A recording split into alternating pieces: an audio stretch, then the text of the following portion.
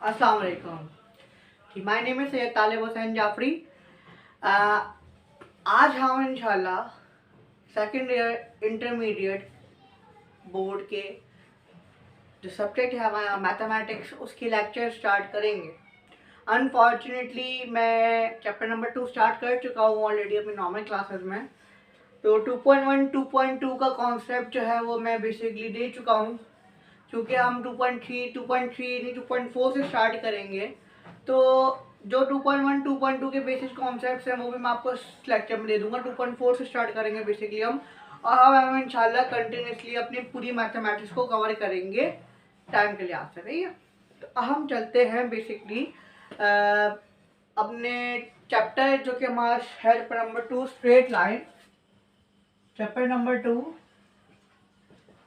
2 है वो है हमारे पास स्ट्रेट लाइन, और हमारा ये चैप्टर कंटिन्यू है डेली क्लासेस में। तो बहुत सारे लोग कह रहे थे मुझे कि आप प्लीज़ के लेक्चर्स भी दे, तो मैंने कहा था इंशाल्लाह कोई मसला नहीं, मैं आपको दे दूंगा।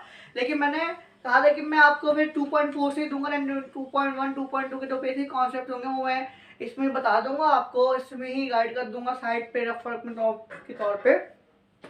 तो इससे ये होगा कि आप लोग वहाँ के कॉन्सेप्ट भी ले सकेंगे, क्योंकि हम जानते हैं 2.4 में 2.1 2.2 के और बहुत सारे कॉन्सेप्ट हैं। ठीक है, तो एक्सरसाइज है हमारे पास 2.4। अच्छा जी, पहली बात तो ये कि जब भी कोई न्यू एक्सरसाइज स्टार्ट होती है ना, तो उसके ना पर्टिकुलर कोई ना कोई टॉपिक होता है या कोई कॉन्सेप्ट होता है जिसमें हम लोग उस चीज़ के बारे में पढ़ते हैं।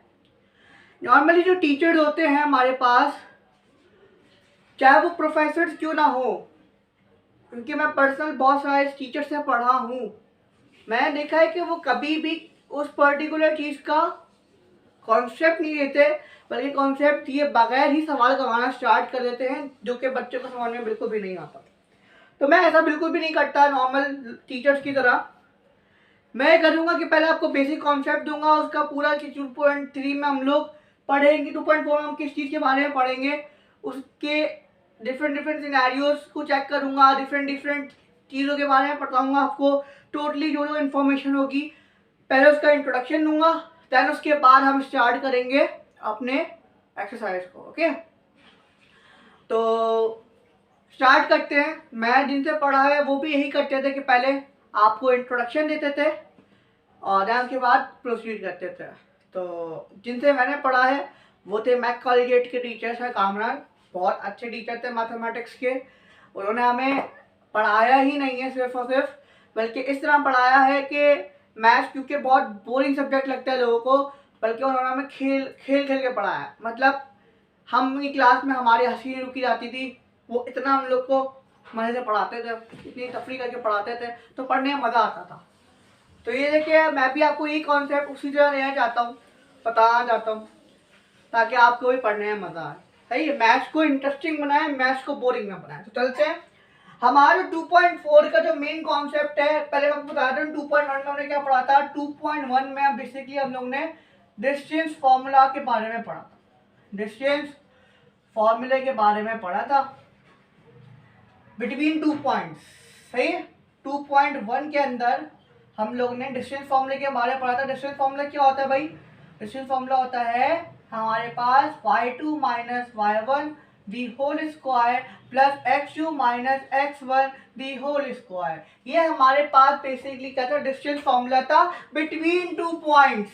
Between 2 point the formula of distance will be equals to this.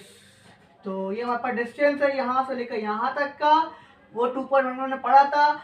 x2 y2, पहले आपको मैं 2.1 2.2 का बेसिक कॉन्सेप्ट बता देता हूँ, फिर उसके बाद जो हम उसको प्रोसीड करेंगे। ये 2.1 का कॉन्सेप्ट आ गया।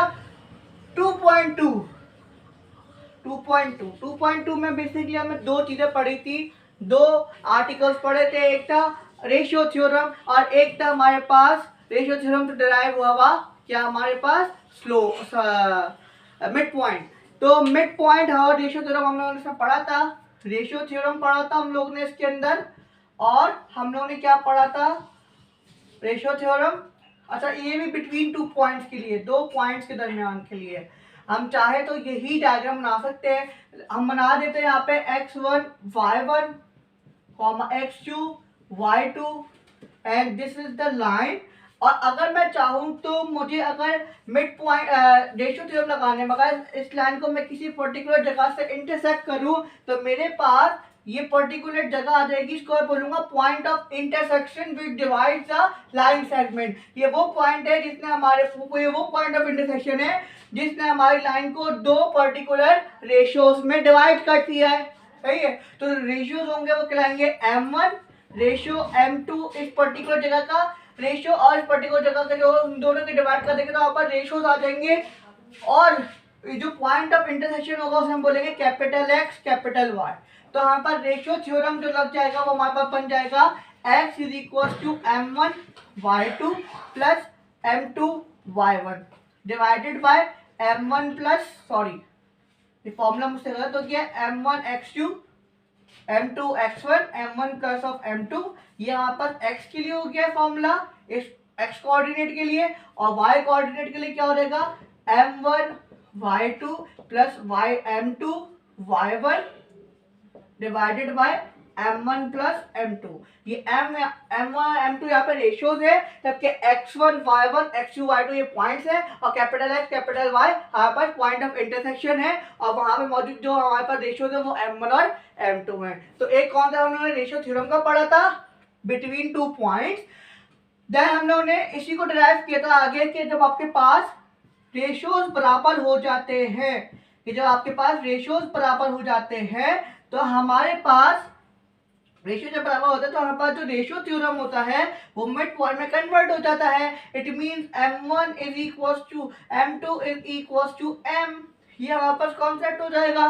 तो हमारे पास जो अगर मैं लाइन को बीच से कट कर दूं तो हमारे पास x1 y1 और x2 y2, और जो ये पॉइंट होगा यहाँ पर m1 रेशियो m2 और ये क्या करेगा कैपिटल X कैपिटल Y।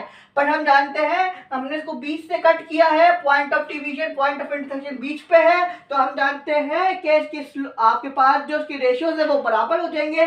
तो अगर हम रेशियोज बराबर पुट करके इसमें ड्राइव करें तो आपका फॉर्मूला बनेगा x1 plus x2 divided by 2 and y is equal to y1 plus y2 divided by 2। Then इससे रिलेटेड हम लोगों ने सारे क्वेश्चंस किए थे अपने, और देन हम एक्सरसाइज 2.4 स्टार्ट करेंगे। 2.1 कर लीजिए, 2.2 कर लीजिए, 2.3 हम नॉर्मली नहीं करवाते क्योंकि वो एग्जाम्स में इतना आती नहीं है, तो टाइम ज़्यादा करने से बगैर हम लोग अपने 2.4 पे चलते हैं। अब आई होप कि आपने 2.1 और 2.2 के बेसिक कॉन्सेप्ट समझ लिया होगा। तो अब हम चलेंगे 2.4 की तरफ, तो आप इसको नोट कर लीजिए।